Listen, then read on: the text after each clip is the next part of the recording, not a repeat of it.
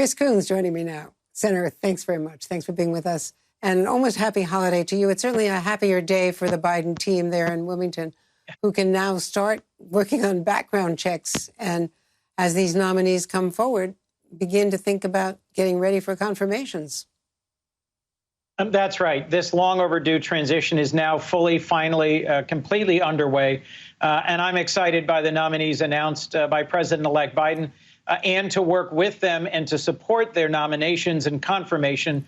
We should follow long-established precedent and have the relevant committee hearings before the inauguration so that the most senior members of the Biden-Harris cabinet are in place on the very first day of the next administration.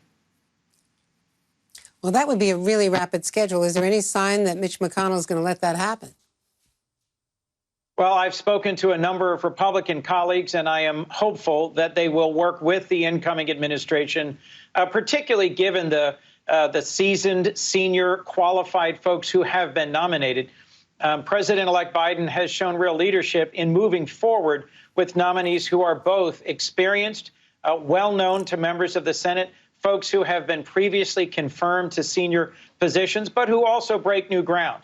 We're going to have an Avril Haines, the first woman to lead the intelligence community, in Janet Yellen, the first woman to be Secretary of the Treasury, in Alejandro Mayorkas, the first immigrant and Latino American to be the Secretary of Homeland Security.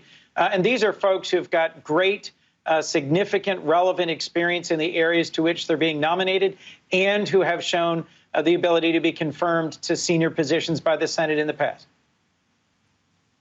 And when I said that it would be a rapid schedule, obviously a rapid schedule, given how late the transition is starting, it would normally not be so.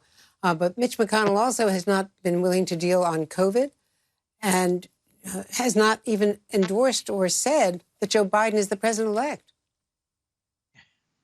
Well, regardless of what the majority leader has said, the reality is that Joe Biden is the president-elect and Kamala Harris is the vice president-elect.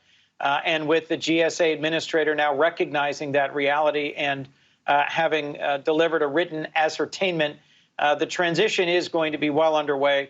It's not the president-elect's fault that the transition's been delayed by several weeks by outgoing President Trump's temper tantrum about the transition.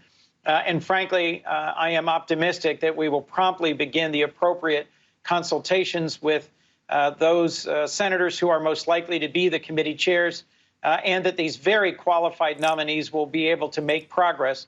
We shouldn't be holding up the transfer of critical national security information, for example, to the president-elect or to his team, or the transfer of critically needed public health information about Operation Warp Speed and planning for the delivery of vaccines to more than 300 million Americans, just because President Trump steadfastly refuses to accept the outcome of the election.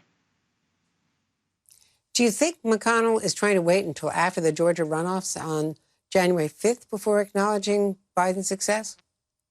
I certainly hope not. That's a long time to wait. That's until January 5th. Yeah. And I frankly think that would harm our whole nation. I think it's important that Majority Leader McConnell show that he recognizes that we need to fund our recovery, that we need to provide an additional round of funding, yes, to small businesses, but also to state and local governments, to families and individuals who are struggling, even on a day that the Dow Jones hits a new all-time record.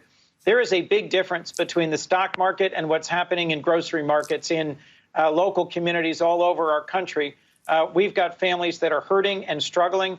We have more than 6 million Americans, Andrea, who are on the verge of being evicted, either because they're late on their mortgages or on their rent. And we need to take decisive steps to put a floor under our economy. The very wealthiest Americans and those who hold stocks and bonds in their retirement accounts should be pleased about the all-time high for the Dow Jones. But that shows that there is confidence in the markets because they believe a transition is now finally underway. And we should be able to work across the aisle during this lame duck period to deliver some of the additional support that small businesses, employers, and employees and their families need and deserve going into this holiday season. Do you think Joe Biden should reach out to Senator McConnell? I think they should reach out to each other as folks who served together for a long time, who know each other and who've worked well in the past. I do think it's important for the majority leader and the president-elect to have a personal conversation promptly. I was really encouraged by the outcome of the conversation the president-elect had with Speaker Pelosi and with Minority Leader Schumer here in Wilmington last week, and I think they laid the groundwork for a very strong working relationship. I look forward to being a part of those in the Senate who are helping carry forward President-elect Biden's agenda for his administration. I think he won a strong electoral victory. He, in the end, I think, will have received 80 million American votes. I think we will see in the end that President-elect Biden has accomplished what is a significant win in the Electoral College, as well as in the states that have certified his election. But we have unfinished work to do in working across the aisle, in crafting a bipartisan agenda that will deliver relief to the American people. And a key part of that is for President-elect Biden to reconnect with someone who's been a colleague in the past and who could be a partner in the future if he chooses the responsible path of cooperating with the incoming administration. And that, of course, is Majority Leader McConnell. Senator Chris Coons, thank you very much.